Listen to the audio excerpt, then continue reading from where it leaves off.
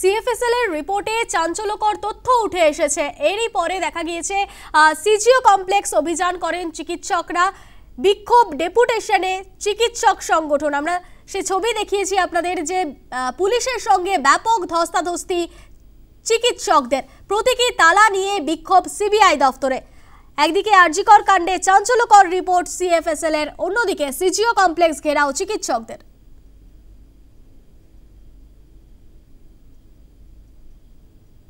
CBI এর উপর ভরসা করা আমার কাছে আজকে অন্যায় বলে মনে হচ্ছে।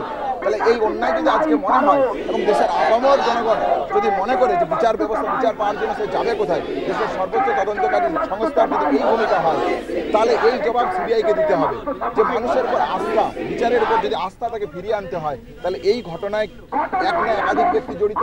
এই ঘটনার মোটিভ কি ছিল, এই ঘটনার এখন তো সবচেয়ে বড় একটা প্লেস হবে কারণ তাহলে এই যাবতীয় তথ্য যদি সে সম্পূর্ণরূপে করতে না হয়, কে আটকাচ্ছে তাকে? কলকাতা পুলিশ শুরুর দুদিনে যা বলে গেছে, 4 মাসে পরিপাটি করে সিবিআই সেই জায়গায় ঘটনাটা দাঁড় করিয়ে রেখেছে। তাহলে এই যদি সিবিআই এর ভূমিকা হয়, তাহলে আপনাকে তদন্তকারী সংস্থা না জড়িয়ে ওই যে আজকের অর্গানাইজাররা যেমন একটি তালা নিয়েছেন, ওই তালা ঝুলিয়ে রাখুন আর আপনারা বাড়ি যান। এই ছাড়া আর বলার, একজন ক্ষুব্ধ নাগরিক হিসেবে আমার বলার আর কি থাকতে পারে? সিনিয়র ডাক্তার, জুনিয়র ডাক্তার, আম জনতার যে সমাবেশ, তাকে কলকাতা পুলিশ ভেতরে ঢুকতে দিচ্ছে না। কলকাতা পুলিশ সেটা গোপন করছে। সিবিআই তার সাকরেদ হয়ে আজকে অভয়ের বিচার দিচ্ছে না। আমরা যখন জুনিয়র ডাক্তার, সিনিয়র ডাক্তাররা এই সিজিও কমপ্লেক্স, অপদার্থ সিবিআই, কোরাপ্টেড সিবিআই, তাদের কাছে যখন আমরা প্রতিবাদ জানাতে এসেছি, তখন পুলিশ দিয়ে আমাদের মহিলাদের, ডাক্তারদের, নার্সদের ওপর তারা আক্রমণ করছে। এর বিরুদ্ধে আমরা ধিক্কার জানাই। এই সিবিআইকে আমরা চাই না। এই সিবিআইকে আমরা চাই না।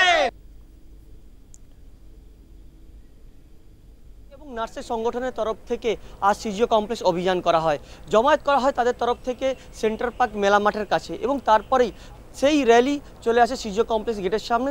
সেই গেটের সামনে, সিজিও কমপ্লেক্সের সামনে, যেখানে পুলিশের তরফ থেকে ব্যারিকেড করা হয় এবং পুলিশ ফোর্স রাখা হয়, তার মধ্যেই দেখা যায় যখন এই র্যালি সিজিও গেটের সামনে আসে, সিজিও কমপ্লেক্সের গেটের সামনে, সেই সময় পুলিশের সাথে ধস্তাধস্তি শুরু হয়ে যায়। এবং তাদের যে দাবি কি, যে 90 দিন এখনও পর্যন্ত কেটে গেছে, কিন্তু এখনও পর্যন্ত সিবিআই তরফ থেকে চার্জশিট দেওয়া হয়নি, এবং যেই অভিযুক্তকে গ্রেপ্তার করা হয়েছিল সেই অভিযুক্তকে যে বেল হয়ে গেছে এবং তাদের জামিন হয়ে গেছে, কি করে তারা জামিন পান, এবং এত তথ্য কলকাতা পুলিশ লোটপাট করেছে এবং লুকিয়েছে, সে কারণে অভিজিৎ মণ্ডলকে গ্রেপ্তার করা হয়েছিল প্রাক্তন ওসি তালা থানার, তারও বেল হয়ে যায়। এবং এই সব দাবি নিয়ে আজ এই চিকিৎসক এবং নার্সের সংগঠনের তরফ থেকে সিজিও কমপ্লেক্স অভিযান করা হয়, এবং তারা র্যালি করে তারা সিজিও কমপ্লেক্স গেটের সামনে আসেন। তারপরে পুলিশের সাথে ধস্তাধস্তি এবং একটি প্রতীকী তালা লাগানো হয় সিজিও কমপ্লেক্সের মেন গেটের সামনে। তারপরে পুলিশের তরফ থেকে সেই প্রতীকী তালা খুলে দেওয়া হয়, এবং তারপরেই আরও উত্তেজনা বেড়ে যায়। এবং যে সংগঠন থেকে যারা এসেছিলেন সেই সংগঠনের তরফ থেকে আবার বলা যেতে পারে পুলিশের সাথে ধস্তাধস্তি এবং ব্যারিকেড ভাঙার